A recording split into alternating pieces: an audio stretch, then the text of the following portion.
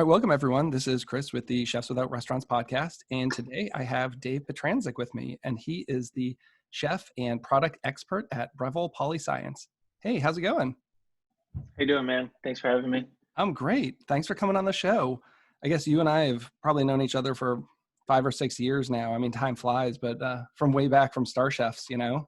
Probably even more than that. I've been with Polyscience around like 7, 8 years, and I was never at the Armory, but the Pier was my first year as Star Chef. So that was like 7 years ago, something like that. Oh, the Pier. The Pier. Yeah. Like I notoriously, I think everyone who was at that one remembers the Pier. That was my 3rd year. So yeah, there were some great chefs that year and some really great things. But yeah, that had its challenges, I think, before they moved over to Brooklyn. Definitely. That was for us.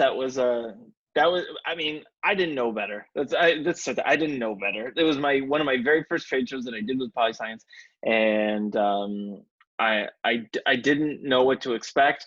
But there were definitely things that went wrong. Like there were some problems with power and water that, we were at the pier till I think like 3 a.m. setting up and had to be back there at like 8. It was that was a challenge.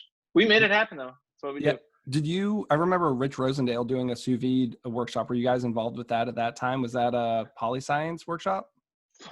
I don't know. I remember at that time. At that time, my role was different. I was a low level thug back in those days. I was just a wee fella, and I think Jalabo was involved at that time before they started doing like one brand has exclusivity over a category. So it might have been, might not have been. The thing that I recall vividly about that year was Sam Mason and Johnny Iuzzini. They were doing a warring demo, and I mean, I still am. They're friends of mine, but I still am a fanboy of theirs. I love Johnny and I love Sam. And they were doing these ice cream balls. Like, so they made a s'mores ice cream, and then with liquid nitrogen, they froze chocolate, marshmallows, graham crackers, and then they pulverized it into a powder, and then they took this s'mores ice cream and kind of rolled it in these things, and they were serving it. I think they were just serving it as a ball. It might have been on a stick. I can't recall that, but it was absolutely delicious, and just like seeing them work was like, it was really cool. Yeah, I did that. I know they did both. I believe both a workshop and a main stage, and I did the workshop. I also remember the workshop was dark because it was one of those days that they had lost power at the Armory. So half of my photos from that year didn't come out because everything was like pitch dark because they had no power there. Yeah, that sounds about right. I remember it might have been the class, but Sam did this. He did a sandwich bread ice cream, and he had it in a mold in the shape of a slice of bread, and then pulled a vacuum on it in like a vacuum canister so it stayed aerated, and then put it in the freezer. So what you ended up with was sandwich bread flavored ice cream in the shape and look and texture of sandwich bread. And then he put like peanut butter and jelly peanut butter and jelly ice cream in between it. I was like, well, that's smart. Like, yeah, like, I have an interesting really Sam Mason ice cream story, but I don't know that I want to go on record with it. But yeah, we'll talk about it afterwards. Yeah, we will. So what exactly do you do at Polyscience? I mean, you're the chef and the product expert. I mean, I've interacted with you a lot, at Star Chefs. You're kind of like the guy who's in all the workshops when your equipment's being used. You're definitely a specialist. I've interviewed you. I did for Star Chefs, I did some writing and talked to you extensively about the Control Freak. So what is your job encompass there? I don't know if we have enough time to get that in one day, but I don't know. So the way it started is that when we wrote the cookbook for before we came on with Breville, Philip's cookbook Immersed, I had just gotten a DSLR and we were trying to figure out how we were going to pull this thing off. And I was like, well, if I'm doing if I'm working on these recipes and stuff, I might as well photograph them and such. And then it came out okay. And then the next time we needed something, it was, oh, could you do that? Could you do that? Could you do that? Could you do? And I'm not going to say no, like, of course I can. I'm a yes man. If they ask me, I'm going to get it done, or I'm going to figure out how to get it done. So my proficiencies in the Adobe suite kind of expanded over time to InDesign, Illustrator, Lightroom, Photoshop, Premiere, After Effects, Audition, and all of these things. So um, my skill set as a creative, um, I use that. I do a lot of our marketing stuff. We work with a bunch of third-party content houses and also design agencies and things like that. There's always things that need tweaking or things that need adjusting, so that'll fall to me. And usually I'll brief them in on whatever that asset we need is anyway. So I work in marketing in that way.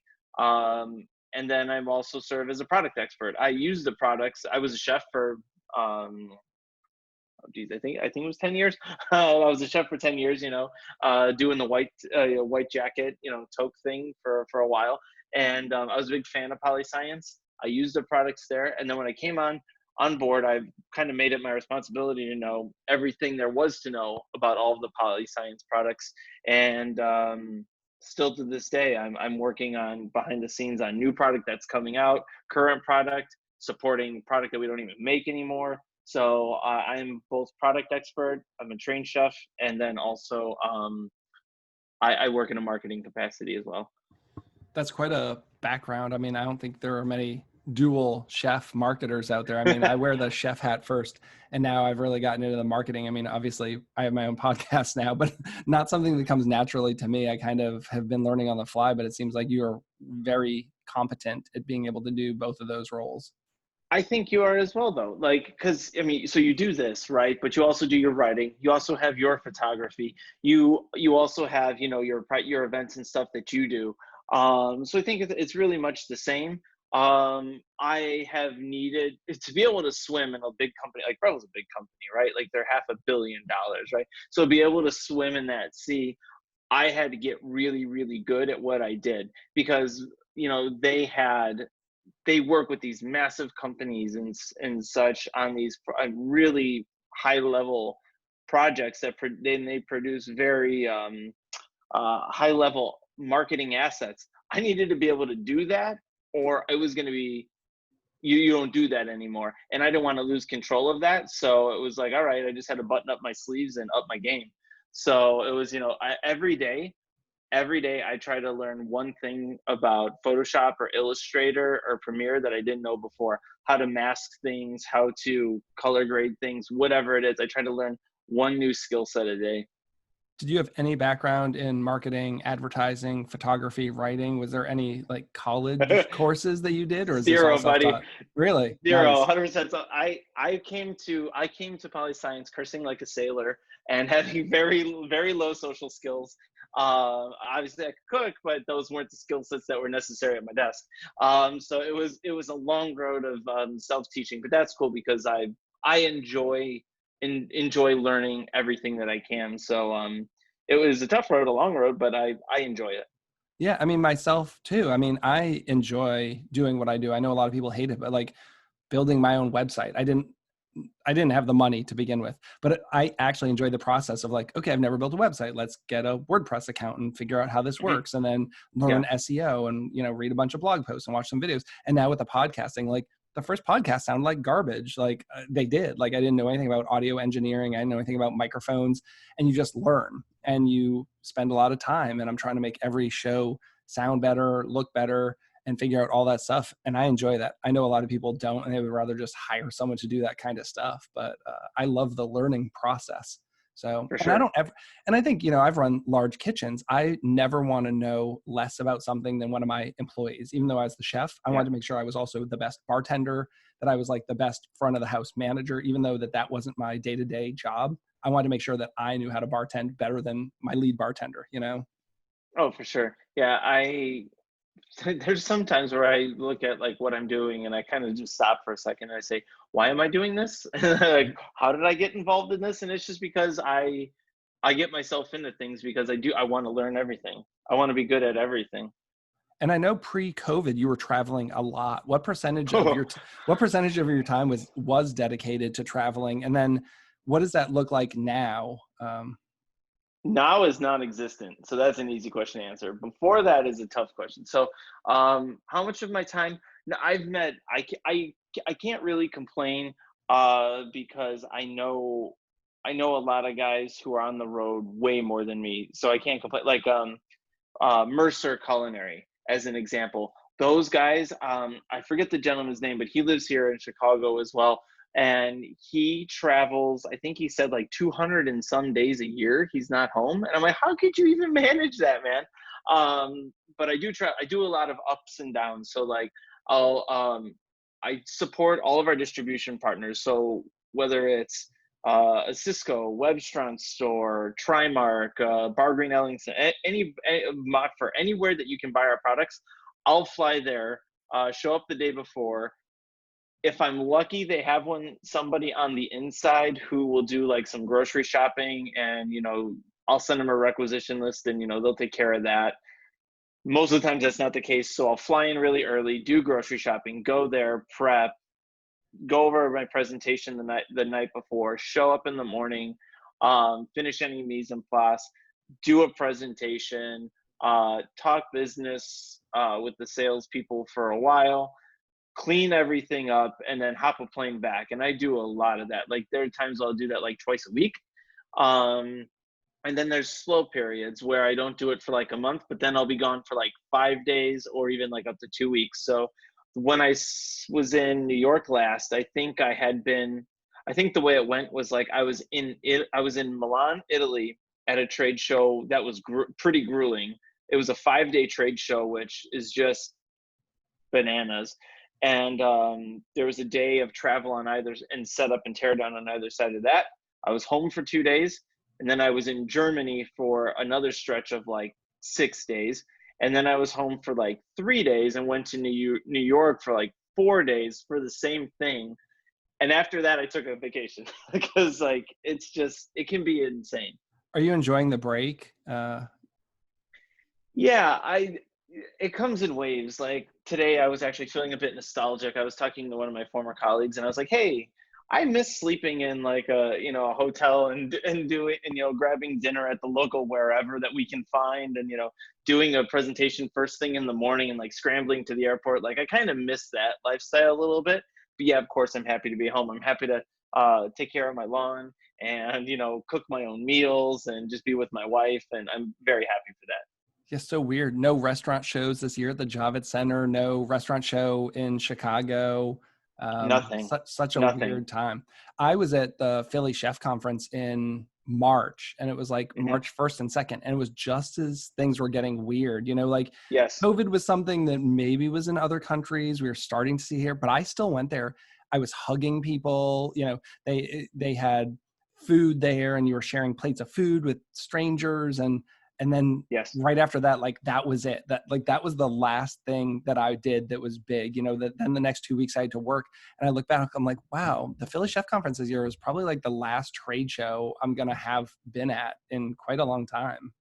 Yeah, the Javits Center we didn't go to for International Restaurant Food Service New York. I think is what that show is, but I heard it was very slow. But the people who were there wanted to be there, right? Like people knew things were it was starting to get weird. People knew there was a thing happening, so the people who were there wanted to be there. So from what I understand from other manufacturers that we talked to and friends in the industry, it was still a decent show, but very low foot traffic. Then NRE didn't happen at all. A lot of people are doing these virtual trade shows, which we haven't participated in yet.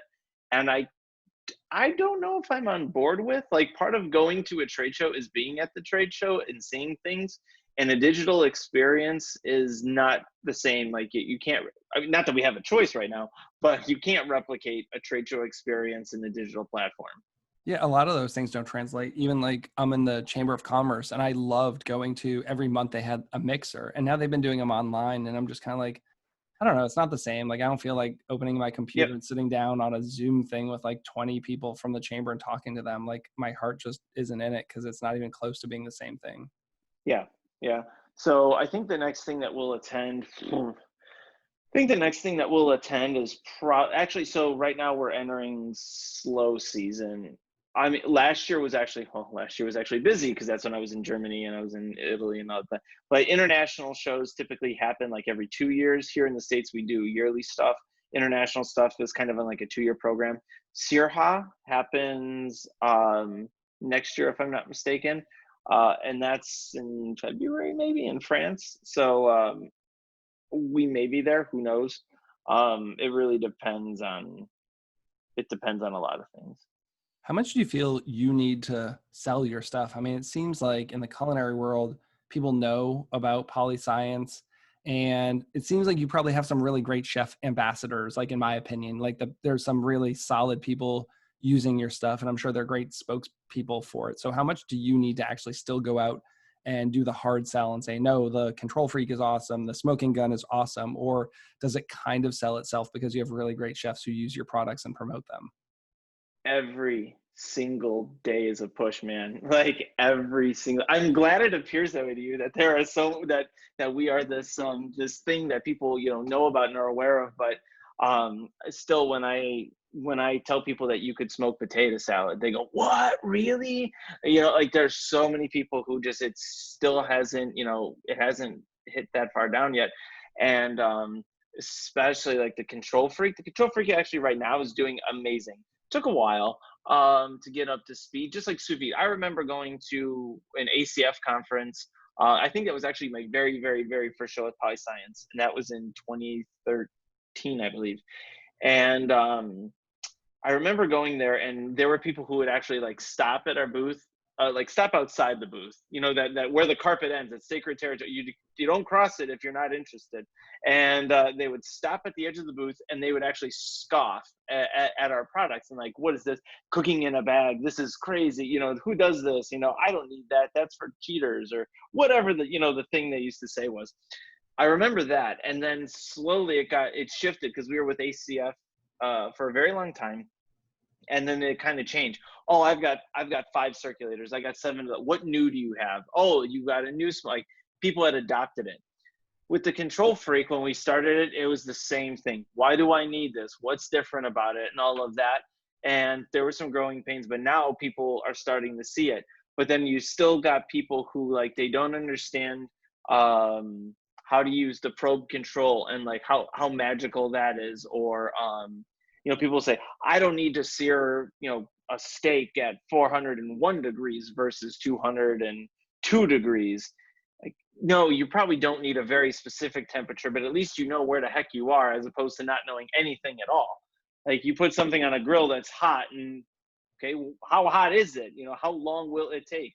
When it's done, that's the chef answer. When it's done, it's done. Like whatever. So it's still a push, but we have a ton of great assets. I work every day on it, and we love the Control Freak. It's doing really well, and it's probably my favorite product at this point. Yeah, it's really cool. It's on my wish list of things to get. And You don't have actually, one? I don't have one yet, and I talked to you and I need to add it to my arsenal of things, especially with my personal chef business, because going out to people's homes, like I don't bring employees with me usually. So I'm trying to do a 5, Everything. 6 course Yeah. meal for like, I did a dinner for 20 people the other night by myself. And that was a But hump. that story's not uncommon. There's so many people doing that. One thing I've learned is that nobody's unique. I'm not unique. Nobody's unique. And there are so many stories like that. I did this dinner for 30 people. I did this dinner for 20 people. I did this. I was in this crazy situation and I needed to make it happen. There's so many people who are in that situation, and that's what these tools are there for. They're there for you to help you manage it. It's not a toy. It's a tool to help you manage that workflow and put out an amazing product. And there's just so many people who our tools like help in situations like that. And to be honest, I feel like a Control Freak, I would actually use way more than even a circulator and a sous vide setup. Like, Mm. I don't know, just because, it's like less workflow too. The whole idea of like getting something, Yeah. bagging it, sealing it, Hmm. whatever, taking that. Hmm. For me, I'd rather just be able to have this thing on and it's going and it's at this temperature and being able to control that super precisely. I mean, I've taken numerous Control Freak workshops at Star Chefs because Yeah. I did the editorial for them. I think that was Brad Kilgore's demo that he was using. Yep. So you and I spoke on the phone for like an hour and a half one day. I remember because I was at my actual job before I left there, and I was like sitting outside by the dumpster talking to you for like an hour and a half, getting all the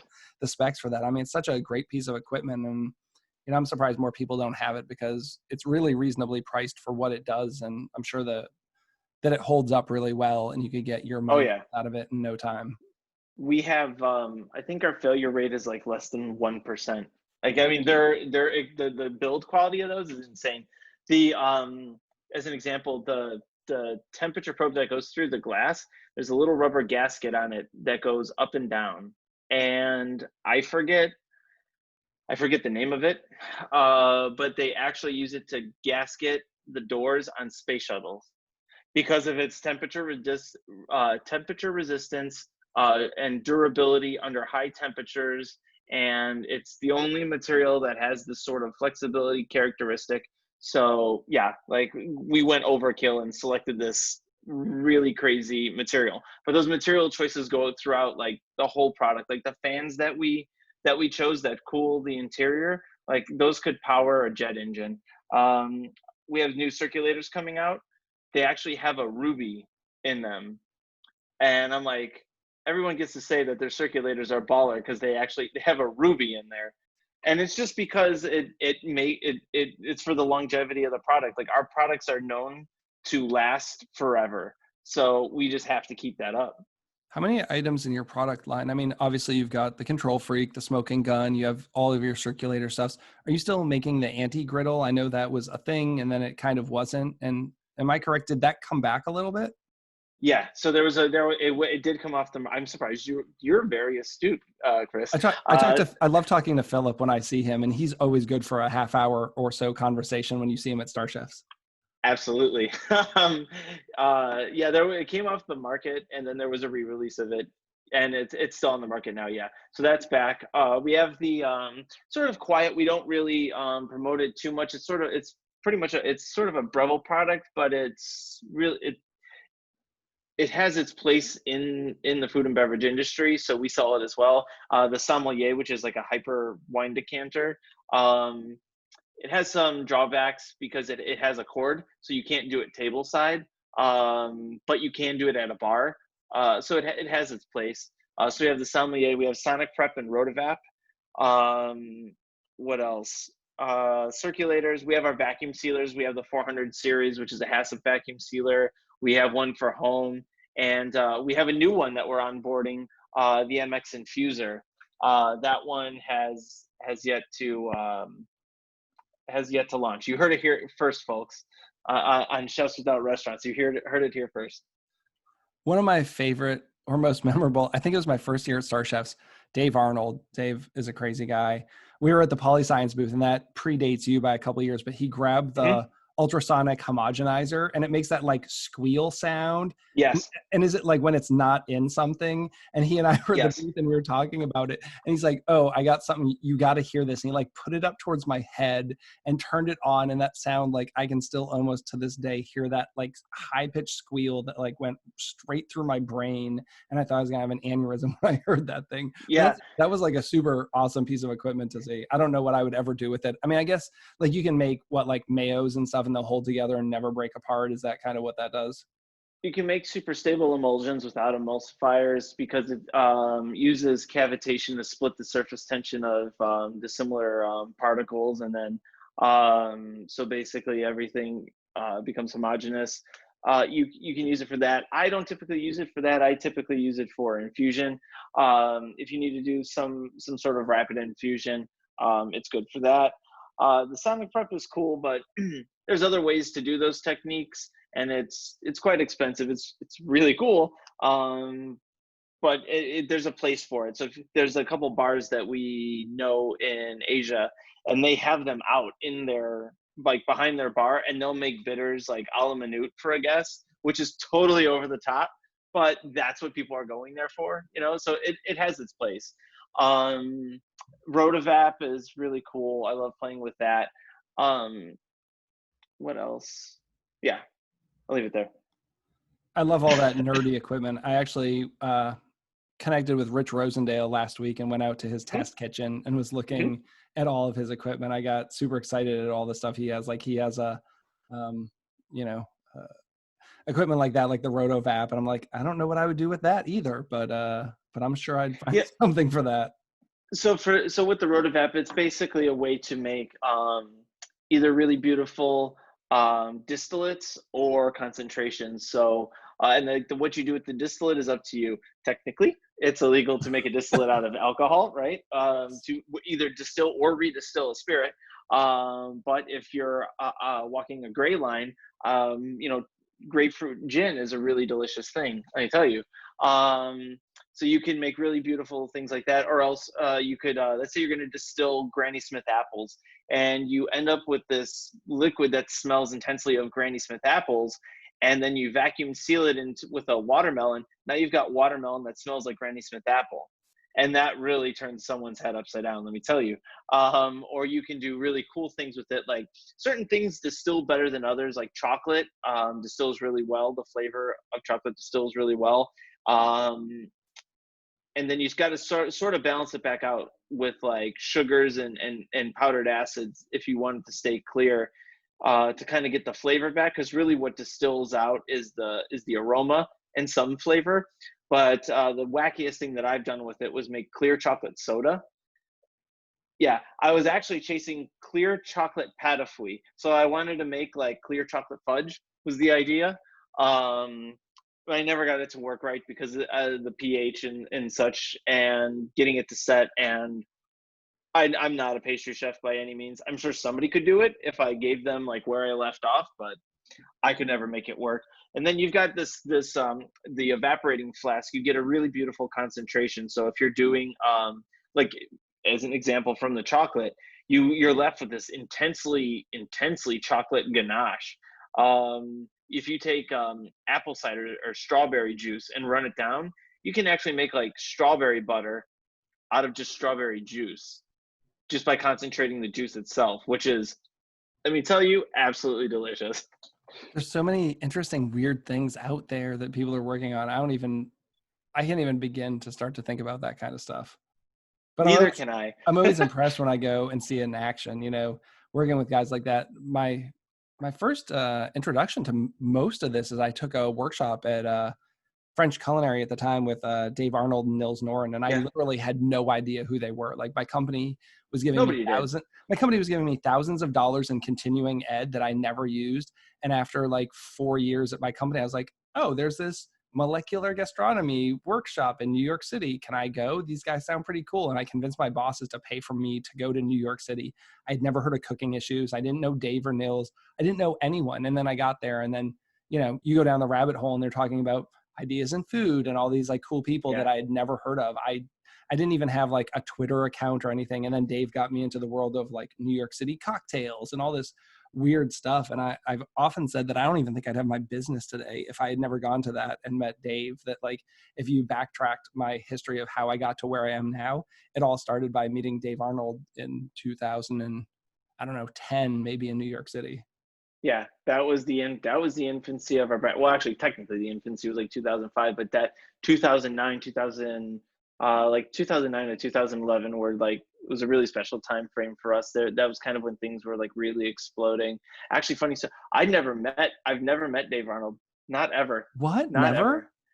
I've never met him. He's not even come by like, because I've seen him at Star Chefs. I saw him at Star Chefs in Brooklyn like a couple of years ago, and you must have been there.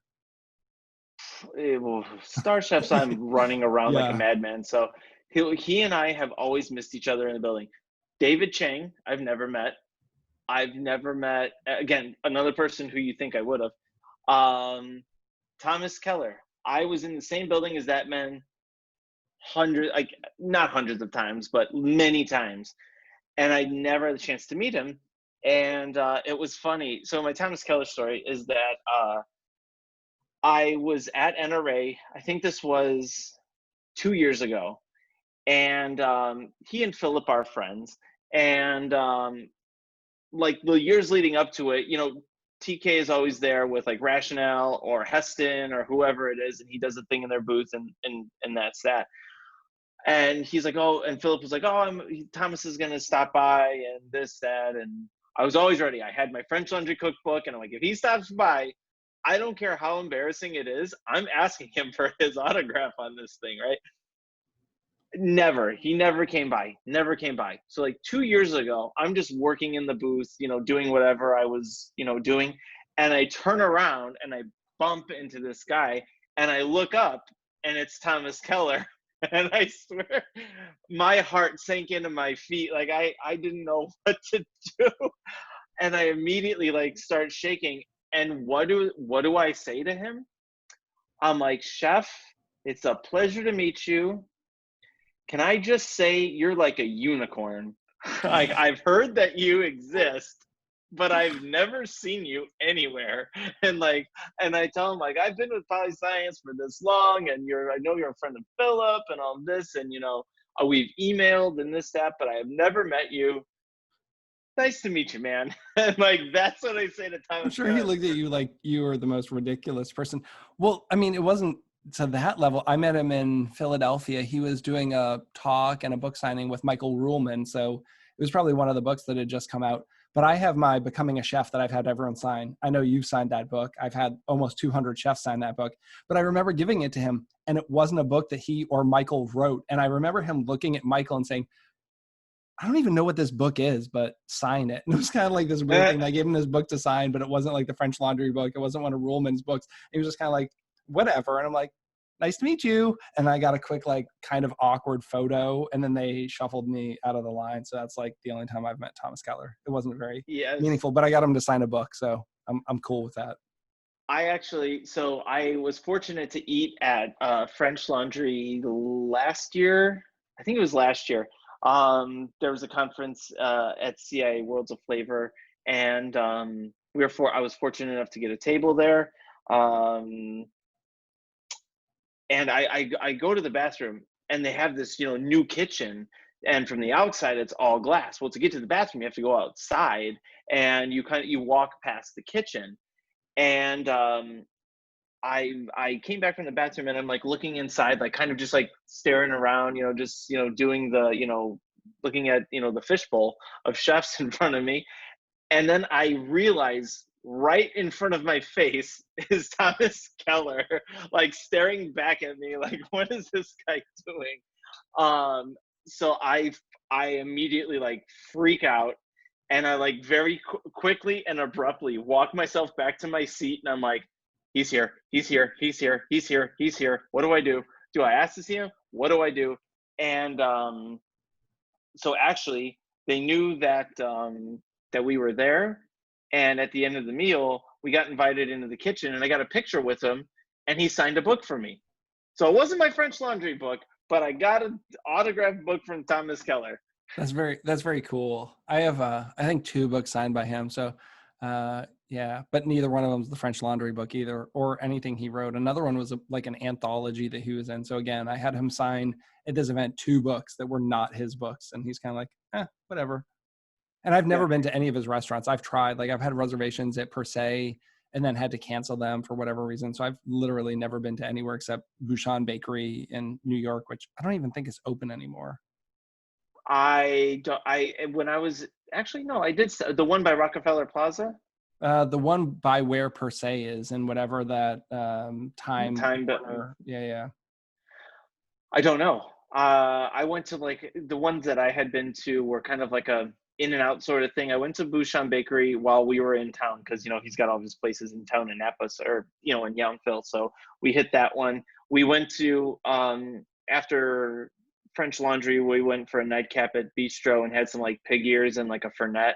So I went there. That was only my experience with that. Oh no, I went to Bouchon in Vegas too. I guess I've been to quite a few of those places. Never been to Per Se, not been to Ad Hoc. And doesn't he have like some like some like surf club or whatever it's called? You know what I'm talking about I in don't Florida? know. I don't know. I maybe, you know, I don't know. I probably shouldn't even say this. Like, I'm not even really interested in that food anymore.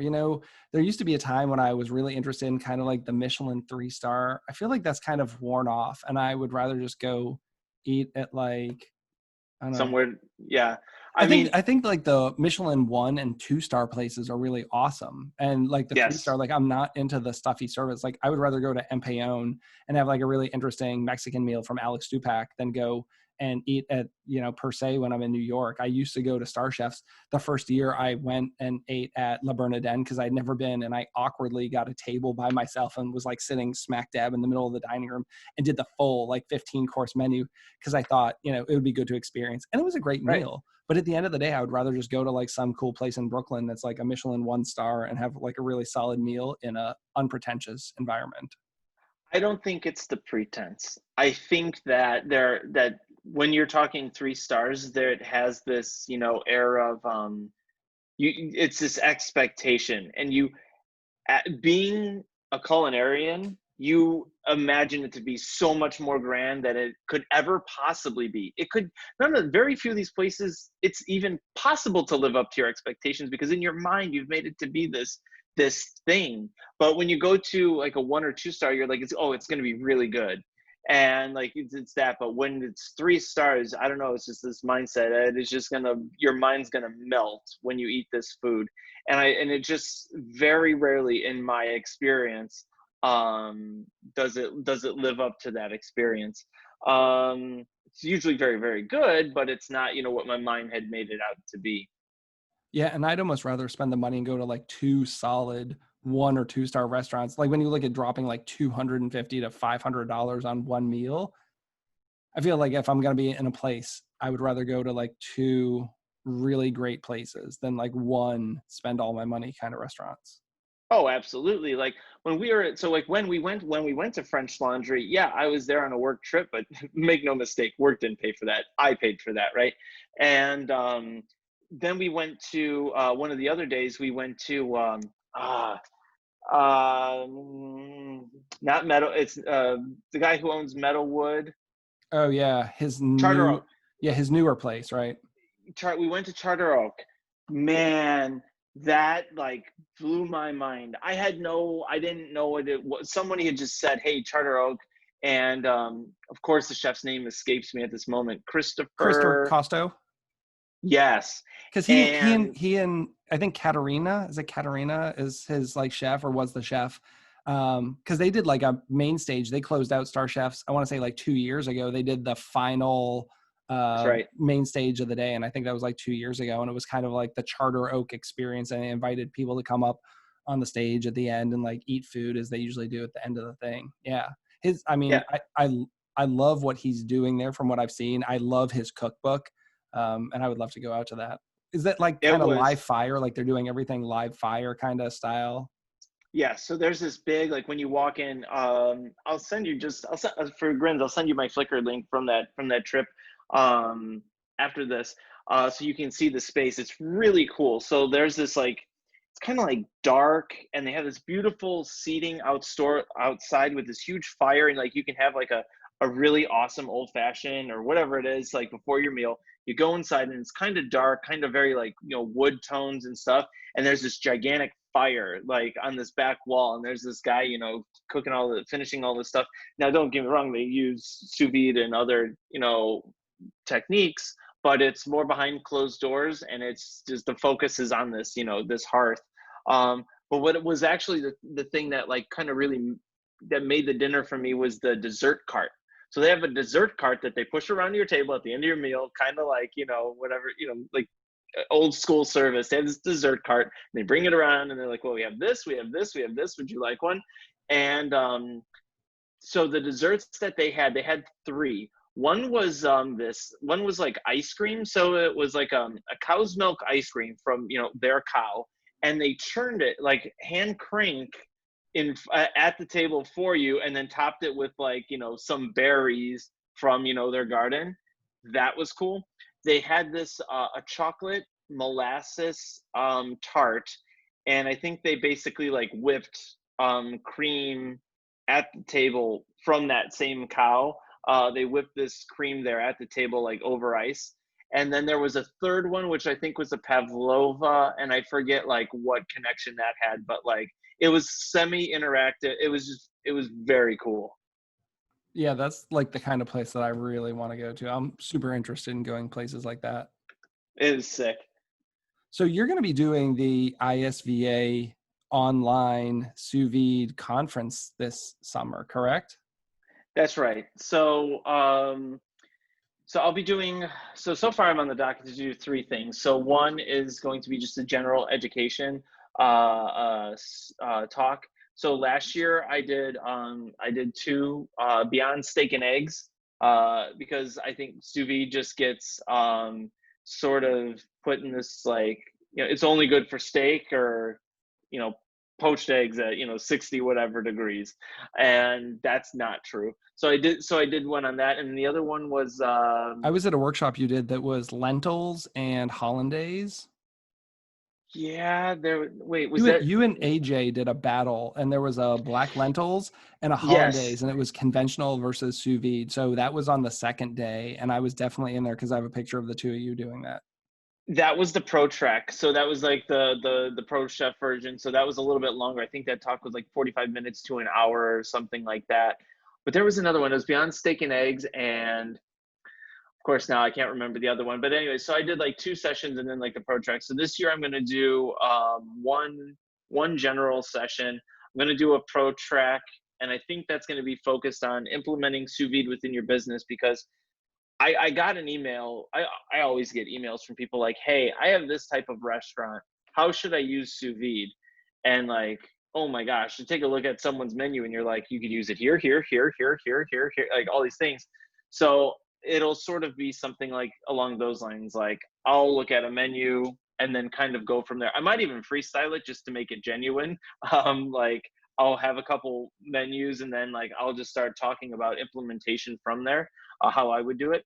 And then the third thing I'm doing is like they're calling it like a lunch and learn. So people will sign up for the lunch, as I understand it. People will sign up for the lunch. I will publish the recipes for like for the mise en place for the class. So people can bring like sous vide product, like anything that needs to cook for, I don't know, however many hours will already be done and iced. And then we'll finish things together, and people will have in my class a cocktail and a lunch entree. I'm really interested to see how that goes. I had both Me Mike and too. I had Mike and Jason on the show like 2 episodes ago or so, and Cool. we talked about that. So I know they're excited for it. I'm looking forward, and it'll be interesting. Like I said to them, there was no way I was going to be able to, even pre-COVID, get on a plane this year and fly out to San Francisco. And I think, again, like my podcast, what you give up in the hands-on aspect, I think you can pick up in a global audience of people. Now it's less monetary commitment. You're not buying a plane ticket cross country, having to stay in a That's hotel true.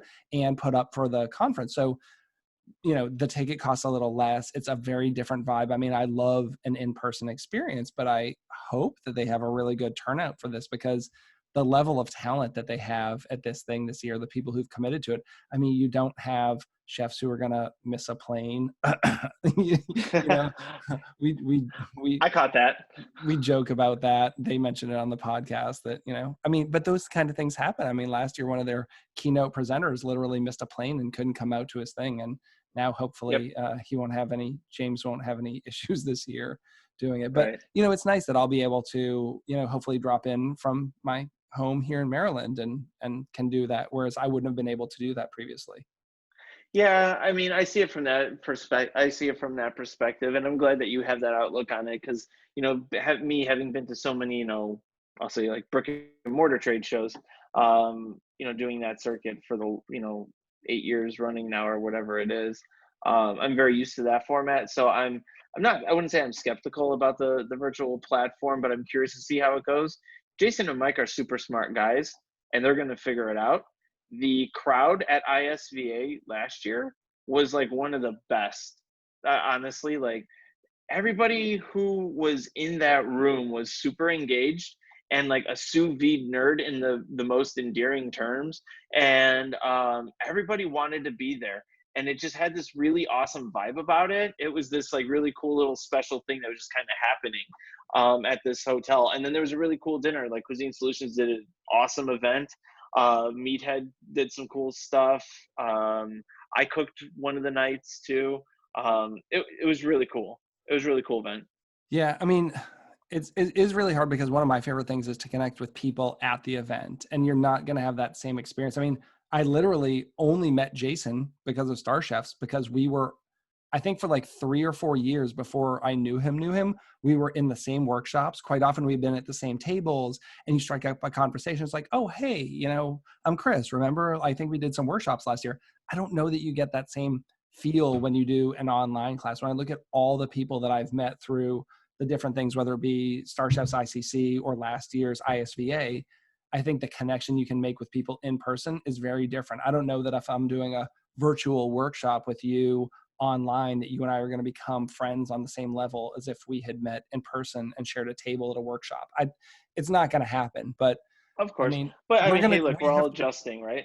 We're yeah, doing what we got to do. we do what we've got to do, and we'll see how this goes. I'm disappointed because Star Chefs is like literally my favorite thing every year in October. Yeah. I mean, I don't think they've made an announcement either way. I haven't seen anything about it, but I can't imagine that thing going off the way that it normally would in October.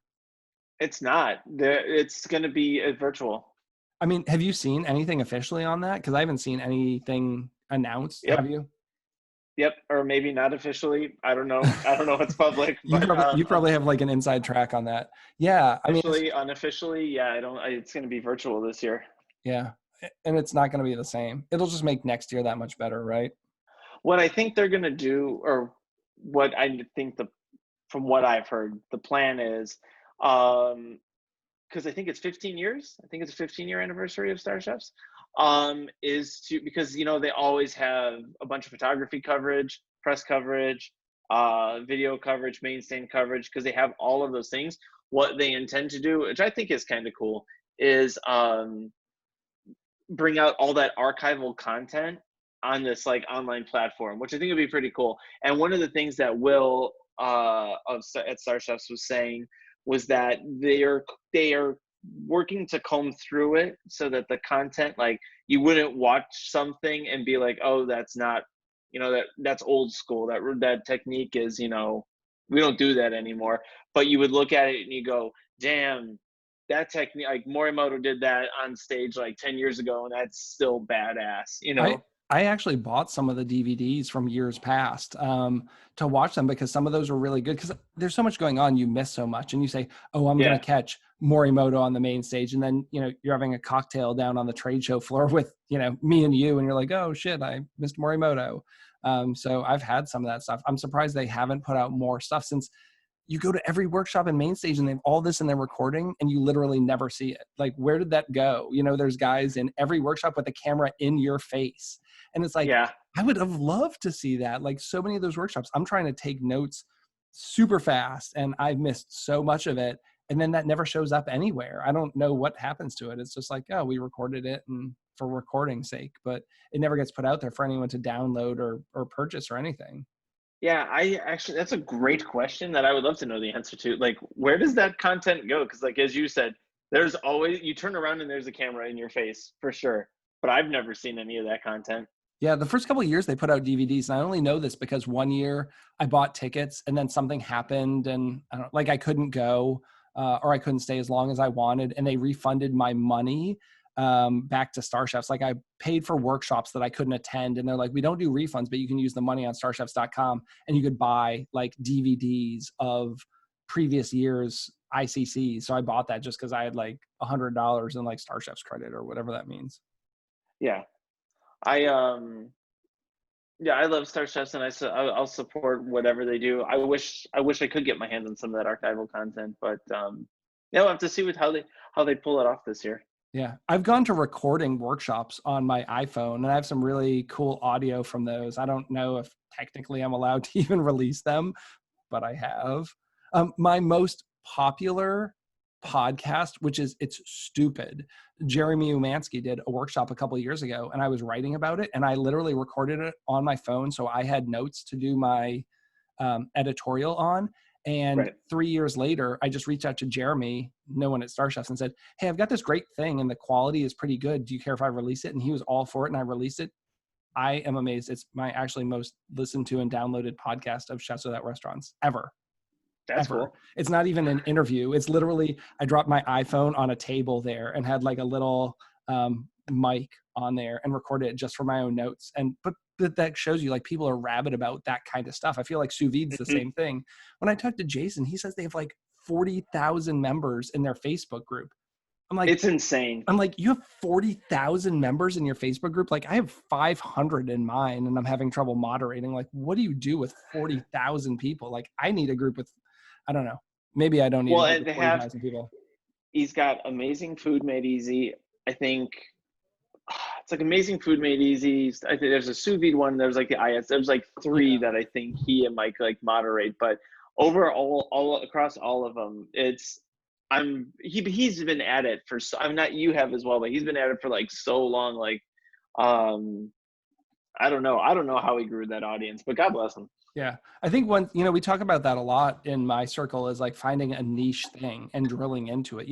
It's not enough to just be a group about cooking or whatever. Like sous vide is a very specific thing. And if you're a subject matter expert, I think you can really build a following around that, which is where I've kind of looked at Chefs Without Restaurants. I mean, there's a million chefs out there and a million chefs who work in restaurants, but kind of focusing on caterers, personal chefs, food truck operators, kind of really specializing that. And some people said you should branch out and have your podcast be for everyone. It's like, but then you're just another restaurant podcast. And I want it to be more about the entrepreneur side of starting a food business or something, or really exploring interesting things like you're a chef, but you don't work in a restaurant, and just kind of highlighting, saying like, there's so many cool things you can do as a chef that just, you're not a line cook or an executive chef in a restaurant.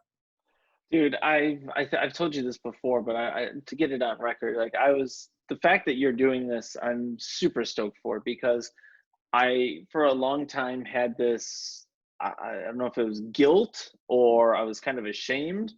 Imposter syndrome, that you're not a real chef. Yes, yes. I dealt with that for so long. Okay, story time. So, I was at Worlds of Flavor, and you know Jamie Simpson? Of Oh, course you know Jamie absolutely. From Simpson. Chef's Okay. Garden. Yes, of course you know Jamie. And has he had a podcast, by the way? Because if he hasn't, he should have. He is not. Like, we need to hook that up. I need to get him on here. Absolutely. He would be great for this. So we're at Worlds of Flavor, and I'm surrounded. I'm in this, it's CIA, so you've got the chefs who work there, and they're all, they've got their toques and their white jackets and all of this, and I'm like, oh God, like I haven't been immersed in this world for a while. So I'm like, okay, so I'm like on my best behavior, in the kitchen, and making sure also that just everything is just up to spec, and like overdoing it. And Jamie was cooking, and I was cooking next to some amazing chefs, and like Jamie's prepping down like a couple tables from me, and I don't recall what he was doing. I think it had to do something with cauliflower and white chocolate and caviar. And that flavor combination is a little bit like it's been done. But the way that he explained it to me, he was like, I know it's been done. And I'm doing it this way because, and like he had this like really like in-depth, he really thought about this, and it was absolutely delicious. And I'm like, I don't do that. I don't do that. And I'm looking at my dish, and I did butter noodles. I did butter noodles. No, it was a fancy butter noodles, but I did this hyper technique butter noodles with black truffle. And I mean, it was a good dish. I liked it, and I was like, for for what I was trying to do there, it also illustrated the control freak and the ability to hold this beurre monte very stable and so forth. And so I bang out these butter noodles. He does his session, like I do my session, and then like we don't see each other for the rest of the conference. And I'm thinking about his dish. Like his dish like stopped me dead in my tracks. It was so I'm thinking about it for like days after the conference. And I'm just like, I can't get it out of my mind. And I'm like, and I made butter noodles. What was I thinking? And then like so I see him. I think it was actually then again at Star Chefs, like a short while later, like whatever that was happens right before Star Chefs. I see him and I'm like, man. And I told him this, and he's like, dude, your dish was so homey. And then immediately like the blood drains out of my face. I'm like, oh my God, this chef who trains with like the Bocuse team tells me my food is homey, right? Like, and now I'm just like, I feel even worse, right? And I'm like, that comes out of my mouth. I tell him, I'm like, my food is homey, like that's not good. I guess I got to brush up on my skills. He's like, no man, the opposite. Like that's what I want to eat. Like I don't want to eat what I made, I want to eat what you made. Like that was really delicious and all that, and that made me feel so much better. And then I started to think like, yeah, I don't train with the Bocuse team, and I don't feed hundreds of people every night, but damn it, I make really delicious food. I can conduct myself in the kitchen when I need to. I have that whole chef skill set in my back pocket and I apply it to everything I do. But yeah, I don't work in a restaurant, but I still have that backbone and I exercise my skill set in another area of the food industry, and that's okay. Yeah, I Sorry, mean, that's my rant. no, I'm with you. I always kind of say I've started Chefs Without Restaurants because I had a chip on my shoulder. You know, it's really hard. One of the things that I was so scared to say for so many years is I've literally never worked in a restaurant. Like everyone's like, what? Like I bet you did. I started in food in 92, but Hmm. that was at Burger King. And then I went to Okay. culinary school and I did an internship in a hotel that had a restaurant, but I've exclusively worked in like contract food. I've worked for Sodexo and Compass Group. I've been a catering manager at a hospital. I've worked for IKEA.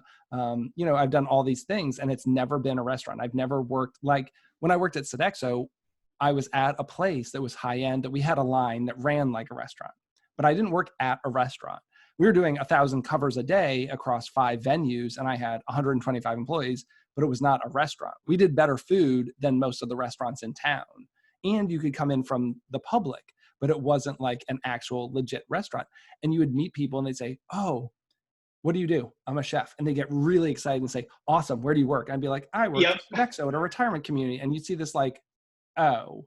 And then you would like Yep. backpedal and like, no, like I do really cool stuff. Like we break down whole fish, we do sous vide, I'm doing infusions, and like you lost them because like you're not a real chef. And part of me, like I felt when I built my own business, I almost couldn't tell people what I did. So like when I started Perfect Little Bites, nobody knew who I was. Like my avatar for like 4 years was like me holding a raw pig's head in front of my face. I remember that. And there was no discussion about like where I worked. I was just like, I was, you know, a chef. I had Perfect Little Bites as a personal chef business.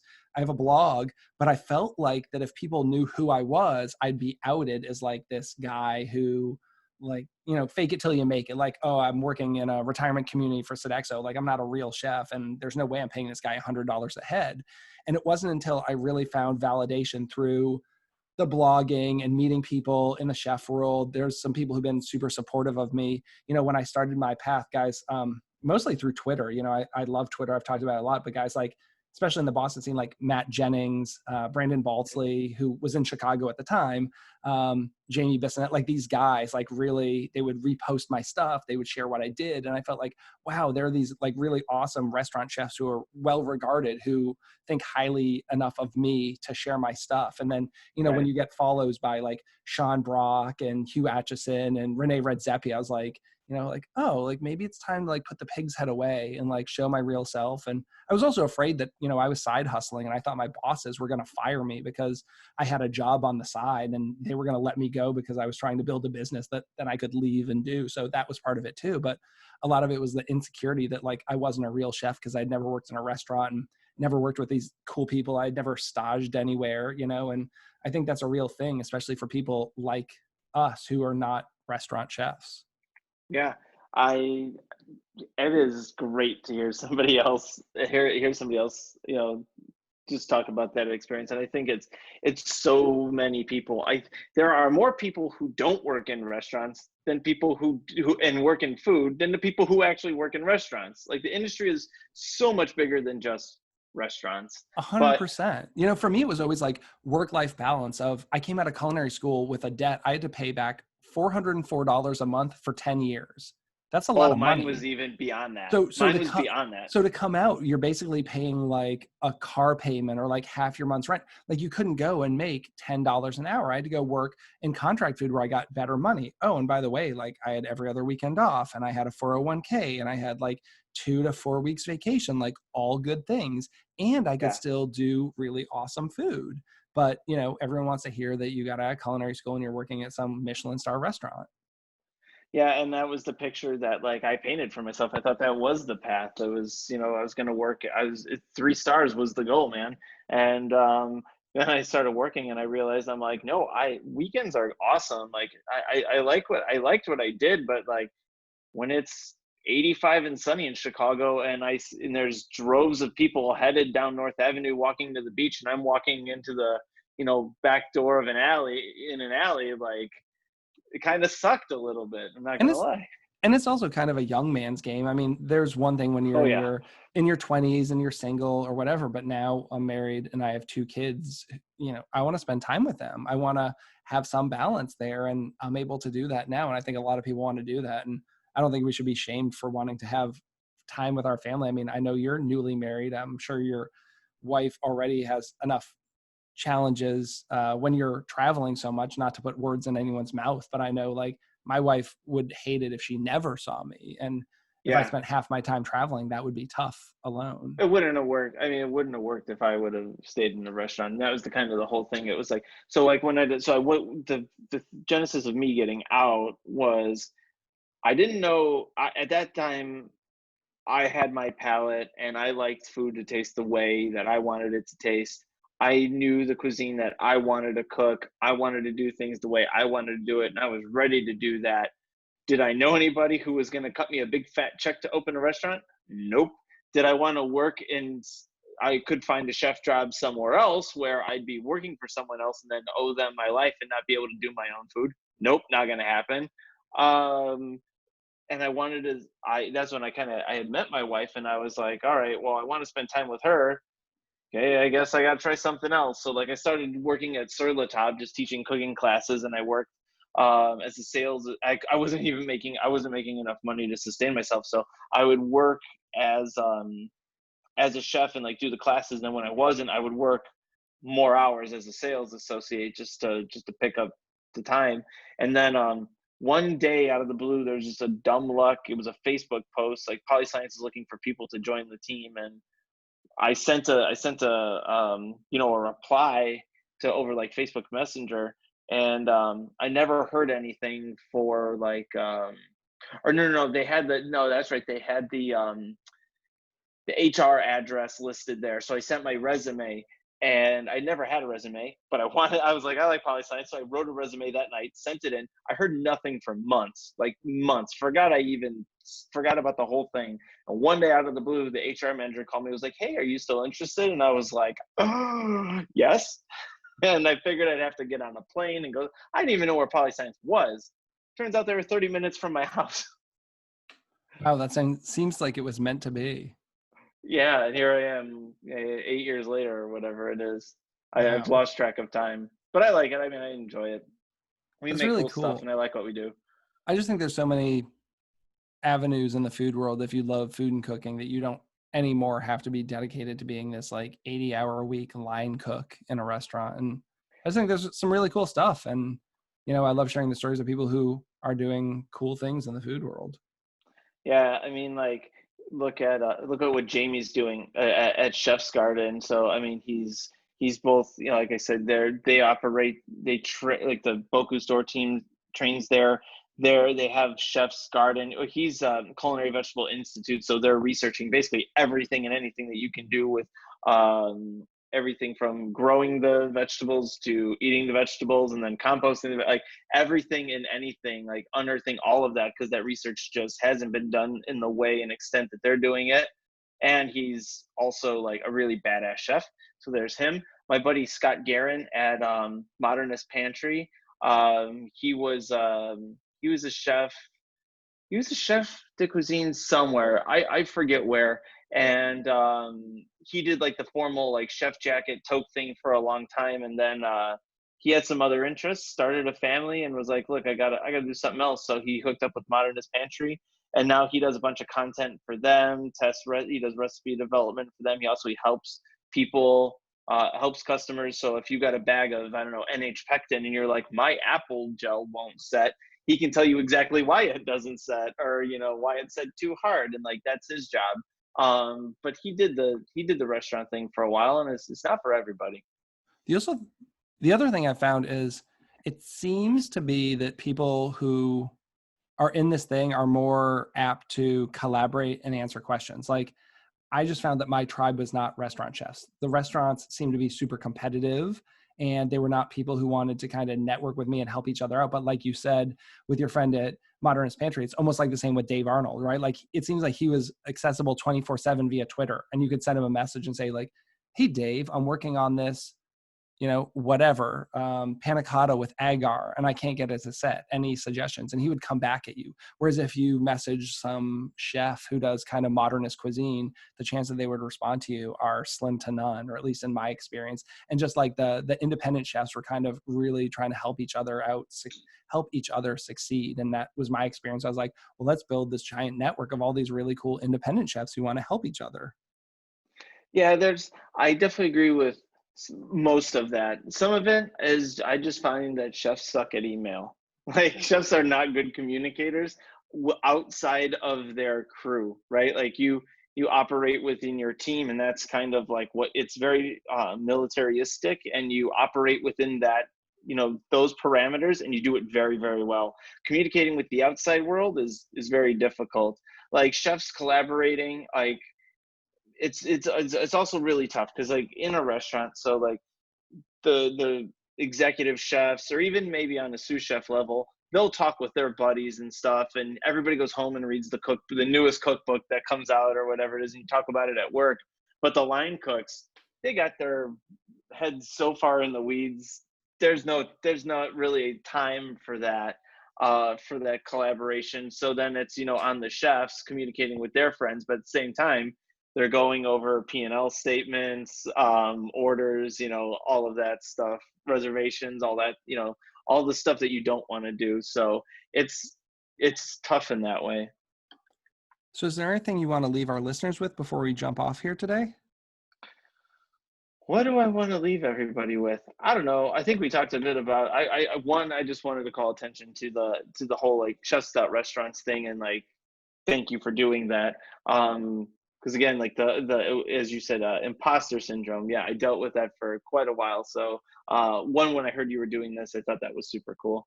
What else? If we're gonna do a shameless plug, Polyscience has some new circulators coming out. I can't share too many details about the devices, but we have some new circulators coming out.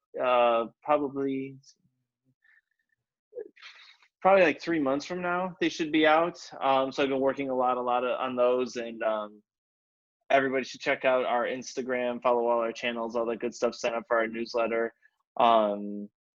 For those who don't know, our social channels are at Polyscience, whether it's Instagram, Twitter. On Facebook, I think it's Polyscience Culinary. Check out our YouTube channel. And I have really comprehensive show notes. All of that will be in there. I always link all the Instagram, Twitter, YouTubes, if you have that. So that'll all be in there. And then I can also go back and retro anything. So in 4 months, when your new circulators can come out, I can get that stuff and put it in the show notes there. Right on. Yeah, I think that's really it. Everybody should keep their heads up and on the lookout for the new circulators. I just finished filming with an awesome production company here in Chicago last week Friday on the new devices. So the content is in the can and the devices are on the way. So super excited for that. Awesome. I'm looking forward to that. I'll check that out. So to all of our listeners, this has been the Chefs Without Restaurants podcast. As always, you can find us at chefswithoutrestaurants.com.org and on all social media channels. Thanks so much and have a great week. Cheers. All right, let me shut that.